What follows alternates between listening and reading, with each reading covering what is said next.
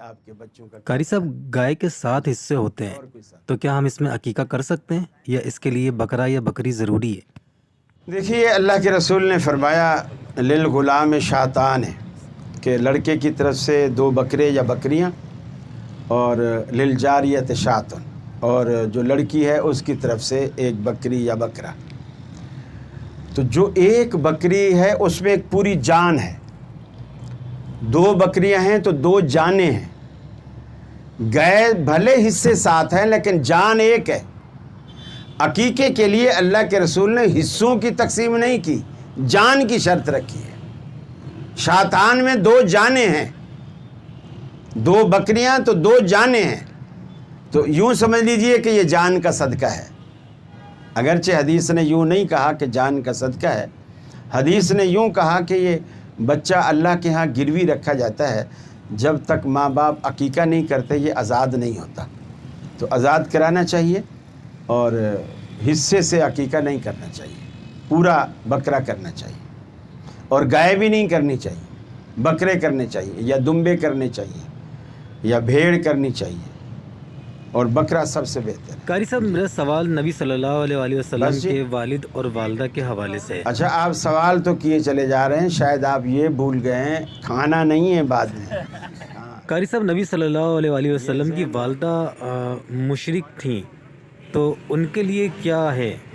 میرا خیال ہے یہ پبلک کا سوال نہیں ہے، آپ کتابوں میں پڑھیں، آپ کو مل جائے۔ قاری صاحب، اگر کسی مشرک کا انتقال ہو جائے تو اس کے عقائد ایک طرف، اس کے علاوہ وہ اخلاق کا بہت اچھا ہو یا لوگوں سے معاملات میں بہت اچھا ہو، تو کیا اس کے انتقال پر انا للہ و انا الیہ راجعون پڑھ سکتے ہیں؟ انا للہ کا مطلب یہ ہے کہ ہم اپنا بھی اظہار کر رہے ہوتے ہیں نا، کہ ہم سارے اللہ کی طرف جا رہے ہیں، اور اس میں کوئی وہ کافر بھی اللہ کی طرف جاتے ہیں۔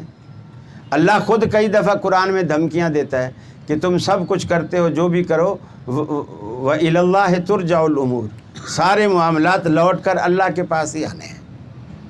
تو لوٹ کر تو اس میں کہنے میں کوئی، ہاں اس کے لیے آپ بخشش کی دعا نہیں کر سکتے، بخشش کی دعا یوں کہہ سکتے ہیں کسی کو بڑے اچھے اخلاق والا تھا، اس میں کوئی حرج نہیں، لیکن یہ نہیں کہہ سکتے کہ بہشتی اچھا تھا، اس کو بہشتی نہیں کہہ سکتے۔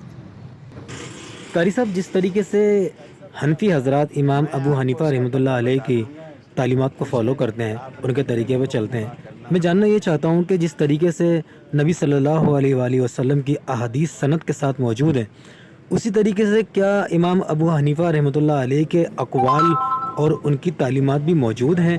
نہیں، تو پھر یہ امام ابو حنیفہ کے مقلد کیسے ہو سکتے ہیں؟ شاگرد جن کو وہ پڑھاتے تھے، وہ شاگرد کہتے ہیں کہ ہم نے اپنے استاد سے ایسے سنا، جب ہمارے استاد صاحب ہمیں پڑھا رہے تھے تو ہم نے اپنے استاد سے ایسا سنا، عند ابی حنیفہ، یعنی ہمارے امام صاحب کے نزدیک یہ مسئلہ ایسا تھا، وہ اس بارے میں ایسا فتویٰ دیتے تھے۔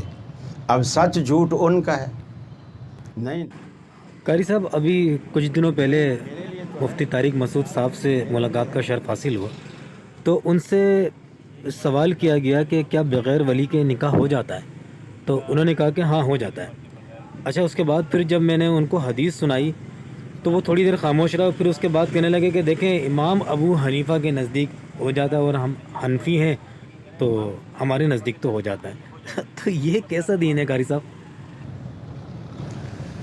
اصل میں بدبختی ہے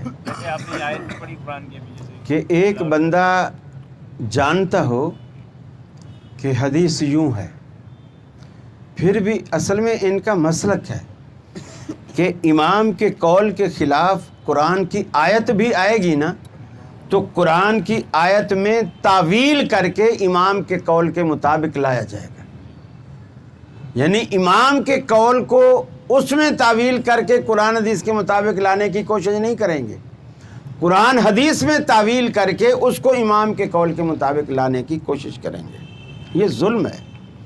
اور پھر مولانا محمود الحسن بانی دیوبند، انہوں نے تقریر ترمذی میں ایک مسئلہ لکھا ہے بے خیار کے حوالے سے، اور مسئلہ یہ ہے کہ اگر ایک مجلس میں 2 بندے بیٹھ کے سودا کر لیں اور ایک نے پیسے دے دیے, اس نے چیز لے لی, زبان ہو گئی, بات پکی ہو گئی.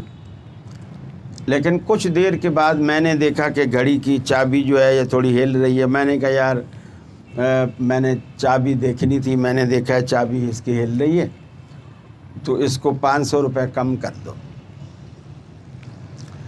تو امام صاحب کہتے ہیں جب زبان ہو گئی اب نہیں بدل سکتے, سودا اب نہیں بدل سکتے.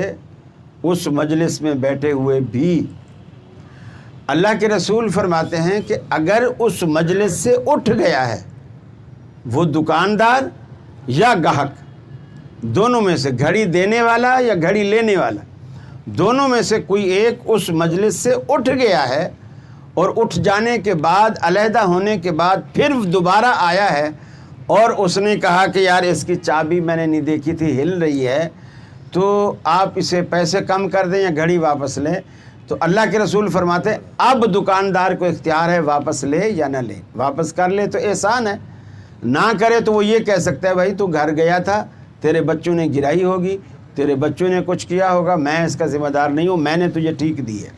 لیکن اگر اسی جگہ بیٹھے بیٹھے مجلس برخاست ہونے سے پہلے ان دونوں میں سے, دکاندار یا گاہک, دونوں میں سے کوئی ایک بھی واپس کرنا چاہتا ہے, اپنی بات سے پیچھے ہٹنا چاہتا ہے, تو اللہ کے رسول فرماتے ہیں سامنے والے کو انکار کرنے کا حق نہیں ہے. بے شک پیسے بھی دے چکا, بے شک بات ہو چکی, زبان ہو چکی. آپ نے فرمایا کہ اسی جگہ بیٹھے بیٹھے اگر وہ بدلنا چاہ رہا ہے تو دکاندار بھی انکار نہ کرے, اور اگر دکاندار واپس لینا چاہ رہا ہے تو گاہک بھی انکار نہ کرے, وہ کرے. اب مولانا محمود الحسن نے لکھا کہ امام صاحب کا جو مذہب ہے, امام ابو حنیفہ رحمۃ اللہ علیہ کا, وہ یہ ہے کہ اس جگہ بھی بیٹھا ہو تو نہیں بدل سکتا. امام شافعی کا بھی یہی مسلک ہے کہ جو حدیث کا مسلک ہے, جو حدیث کا مسلک ہے کہ اس جگہ بیٹھے بیٹھے بدل سکتا ہے, مجلس بدلنے کے بعد نہیں بدل سکتا. تو مولانا محمود الحسن صاحب لکھتے ہیں الحق والانصاف ان الترجیح للشافعی, حق اور انصاف کا تقاضا یہ ہے کہ اس مسئلے میں امام شافعی کے مسلک کو ترجیح ہے کہ اس کا مسلک حدیث کے بالکل مطابق ہے. لیکن نحن مقلدون یجب علینا تقلید امامنا ابی حنیفہ رحمہ اللہ, ہم چونکہ امام صاحب کے مقلد ہیں اور ہم پر امام ابو حنیفہ کی تقلید واجب ہے, لہذا ہم اس حدیث کو نہیں مان سکتے. یعنی حدیث جاتی ہے تو جائے, تقلید نہ جائے. یہ کیسا ایمان ہے؟ اللہ کے رسول نے فرمایا جو عورت اپنا نکاح خود کرتی ہے, من نکحت بغیر اذن ولیہ فنکاحھا باطل فنکاحھا باطل فنکاحھا باطل. 3 دفعہ آپ نے فرمایا وہ نکاح باطل ہے, باطل ہے, باطل, اس کی کوئی حیثیت نہیں.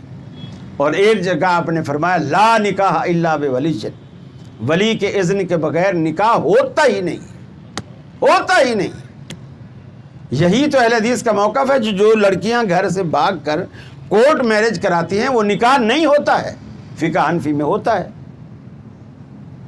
چنانچہ کورٹ میں جتنے بھی نکاح ہو رہے ہیں اور ماں باپ کا منہ کالا کر کے لڑکیاں جا کے وہاں نکاح کراتی ہیں, وہ فقہ حنفی کے مطابق کرا رہی ہیں. یہ ظلم کی بات ہے. قاری صاحب کیا شریعت ہمیں اس چیز کی اجازت دیتی ہے کہ خواتین بھی نکاح پڑھائیں؟ کیونکہ سوشل میڈیا پر تو دیکھا گیا ہے کہ خواتین بھی نکاح پڑھا رہی ہیں. پڑھانے میں تو خیر کوئی حرج نہیں. اصل میں پڑھانا کوئی چیز نہیں ہے. اصل گواہوں کی موجودگی میں جو ایجاب و قبول ہے, ولی کی اجازت, اصل نکاح جو ہے وہ ولی کا اذن اور دونوں کو ایک دوسرے کو قبول کرنا ہے. ایجاب و قبول جسے ہم کہتے ہیں, وہ بھی کہے مجھے اتنے حق مہر میں یہ قبول ہے اور وہ بھی کہے مجھے قبول ہے, اور گواہ موجود ہوں, کم از کم 2 گواہ موجود ہوں, اور لڑکی کا جو ولی ہے وہ اس پہ راضی ہو, بس نکاح. باقی جو خطبہ ہے, اب آپ دیکھو رسول اللہ صلی اللہ علیہ وسلم کا نکاح ابو طالب نے پڑھایا تھا جو حضرت خدیجہ کے ساتھ ہوا تھا, جو مشرک تھا. اب اس وقت کوئی قرآنی آیات یا کچھ بھی نہیں تھا.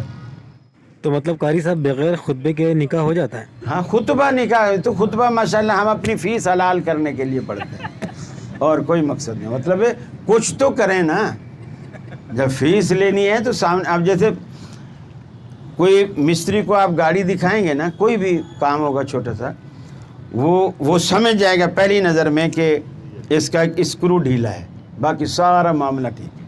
اگر وہ ڈائریکٹ اسکرو پہ چلا جائے، کس دے اور پھر گئے 500 روپیہ نکالو، آپ کہیں گے کس بات کے، پاگل ہو گیا ہے کیا؟ یہ ایک اسکرو ٹائٹ کیا ہے اور اس کے 500 روپے مانگ رہے ہیں۔ پہلے وہ گاڑی کے نیچے یوں دیکھے گا، بونٹ کھولو، ریس دو، یہ کرو وہ کرو، بیماری سب سمجھے کھڑا ہے۔